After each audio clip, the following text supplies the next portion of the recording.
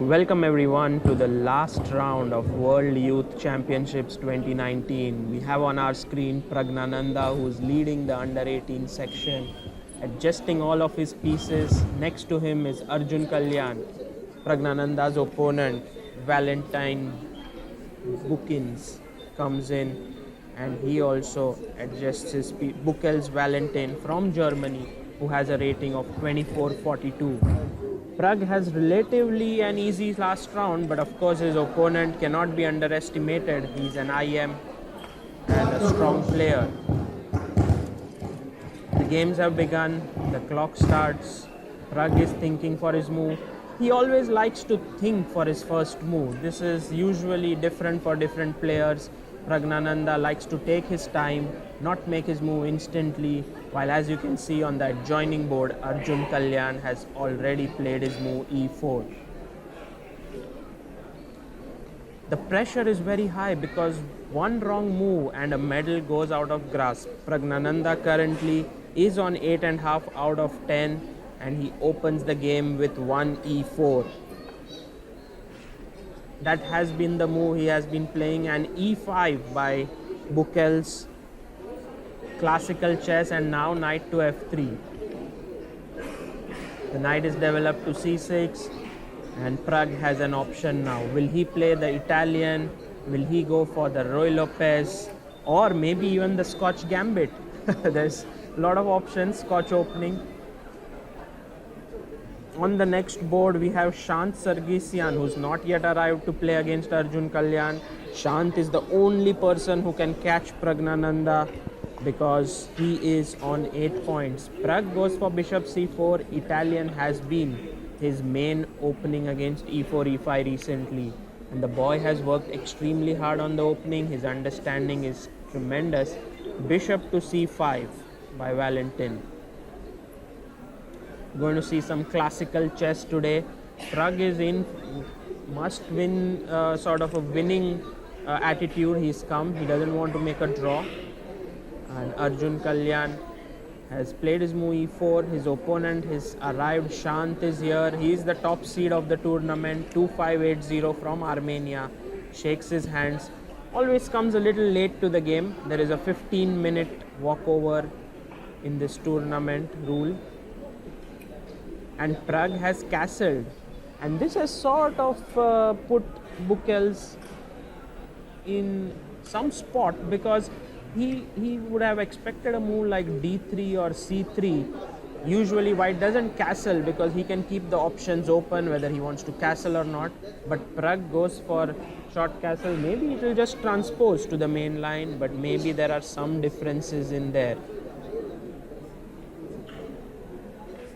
Praggnanandhaa has played exceedingly well in this tournament. He has had a performance of 2748 over here and he has gained 20 elo points. That takes his rating to 2587.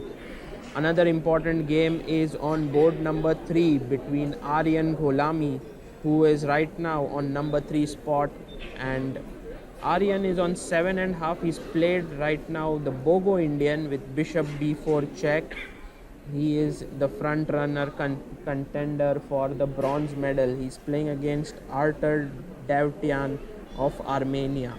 So we have 2 Armenians in the top 3 boards, 2 Indians, 1 German and 1 Iranian player. Shant adjusting his pieces. Different people adjust their pieces differently. Over here, Shant has lost 3 minutes of his time. Doesn't really matter.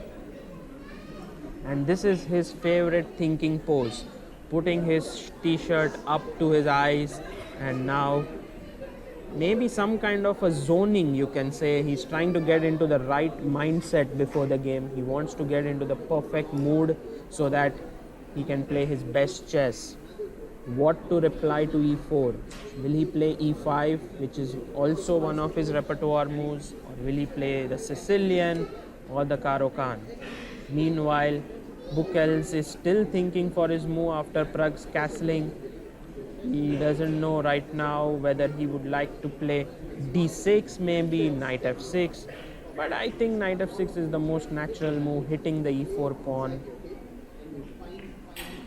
And here he plays knight to f6, and Prag, who's uh, pretty much ready with his next move, d3. It's going to be a long maneuvering game. It will be interesting to see who comes out on top. So right now the standings is Prag on top with 8.5, Shant on 8, Aryan Gholami on 7.5, and then we have a group of players on 7. C6, it's the Karo Khan. He makes his move, gets up from his chair, and I think he goes to the washroom. Uh, but here Arjun Kalyan immediately plays d4. He has no doubt on what he has to play. Confident young lad, this one. On 7 points, we have Buchels Valentin, Artur Davitian, Arjun Kalyan. These are the 3 players on 7. Let's move to girls under 18 now. On top board, we have Polina Shuvalova. She is the one in the lead right now with 8 out of 10, and she is facing Azel Serikbe on the top board. It's a close encounter here, but Polina is clearly very confident. The only person it seems who can catch Polina today is Vantika Agrawal, sitting right next to her. On the board, Polina has played the Catalan and the closed variation against Catalan. And here we have Vantika. She is on 7.5 and facing Alexandra Obolentseva of Russia. Quite an unusual position, you have to agree. The bishop is on d7, not usual, and also the knight is on g5. So it has been some kind of a weird line, and e5 striking in the center. If Vantika wins this game, she has good chances to win the silver, and if something happens on board 1, maybe even the gold, who knows. Bishop f4 by Azel Serikbe from Kazakhstan. Obolentseva thinking for her move. In the under 18 section, I think Polina has excellent chances to win the medal. We move on now, and we are moving towards under 16 section now. We have covered under 18 open and girls. So in under 16 we move to the girls, and here we have the leader Nazarke Nurgali from Kazakhstan, 2194. She's playing the second seed Gouhar Beydulayeva from Azerbaijan. And we have an interesting bishop f4, queen's gambit declined position. Nurgali has been living quite dangerously in this tournament. She had lost positions in many games, but she has survived them, and now with a score of,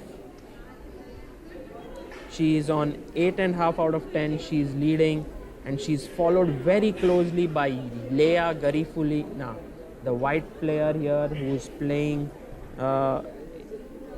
really confidently here. She moves her knight to e4. I think Leia has excellent chances to win today because her opponent Svitlana Demchenko from Canada is just rated 1953. We have 2 Indians in with a chance for a medal, maybe the bronze. Here is Akshaya Monika Bomini. She has a huge center right now, so that's looks interesting. And on board number 5 we have Saina Salonika, who is playing Laman Hajayeva. So there you see the Indian jersey, Indian sweater on the chair. Moving to boys under 16. This is one section where open under 16 you have Rudik Makarian here with the black pieces on board 1, who's leading. He's from Russia. This youngster is really a big talent, very strong positional player, and he's facing Stefan Pogosian, who is on 7.5. Rudik is on 8, and they have played the English opening with bishop d4 and queen c2. Rudik is followed by Stefan Pogosian, and on board number 2 we have another 2 players on 7.5. With white we have Arash Dagli from Iran, and here's our black player Aronya Ghosh. He's played the Alekhines opening, very interesting choice. He wants to fight for a win today in the game and to fight for the gold medal. So fighting opening is the Alekhine, but it's also dangerous. You are giving up your center. White has this strong knight on e5 and pawn on d4 and c4. Well, if you want to win, you have to take risks. That's the rule of the game. Moving on, now we go to under 14 girls and boys section. This is where these youngsters are really cutthroat competitors. They don't give an inch to their opponents. In the girls section, we have Rakshita Ravi on board number 1. She isn't leading the tournament right now. She's on 7 points. The leader is her opponent, Bat Erdin Mungunzul from Mongolia. She's just 1900 rated, 1912 is her rating, and she is gaining 128 points. We have the Bogo Indian on the board. Rakshita is thinking for her move. Should she take on d2 here and then play that opening, because it is considered to be quite fine for black over here. On board number 2 we have Elena Roberts, who's playing against Meruert Kamalidenova from Kazakhstan. Both on 7.5, and we have an interesting gambit line on that board. Divya Deshmukh has some outside chance of winning medal. She's on 7 points and she's facing Ekaterina Nasirova, who is on 7.5. So if Divya manages to win this game, then she would push her opponent outside and maybe get in. Moving to boys section, we have Aydin Suleimanli from Azerbaijan, who's the leader in the under 14 open section, and today his opponent is again from Kazakhstan. You can see Kazakhstan has a lot of good representation on top boards. He's playing Sultan Amanzol, who's rated just 2032. On board number 2 we have Indian hope Srihari, who's played the Dutch Leningrad and aggressively played the move c5. But Srihari should be careful. He is facing Wolfram Thien Phuc, who's rated just 1800 but is gaining 256 elo points from this event. He has been really amazing in this event, this young Vietnamese player, and it will be interesting to see if Srihari can handle him well today.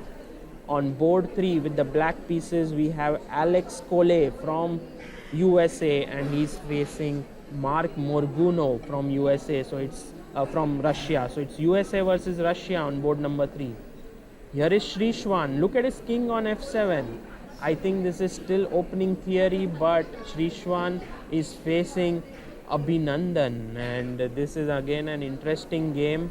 Abhinandan, who's played so very well in this tournament, he's just rated 1830 and has gained 262 elo points. Shrishwan has had a pretty bad event until now, but maybe this last win could make things better, while Abhinandan is confident and moving around. Guys, you can literally sense the pressure in this room. You know, so many aspirations, so many dreams hinge on this final round, and we hope that the best player wins today. This is Sagar Shah signing off, and I'll be bringing you more updates as the round progresses. Have a good day.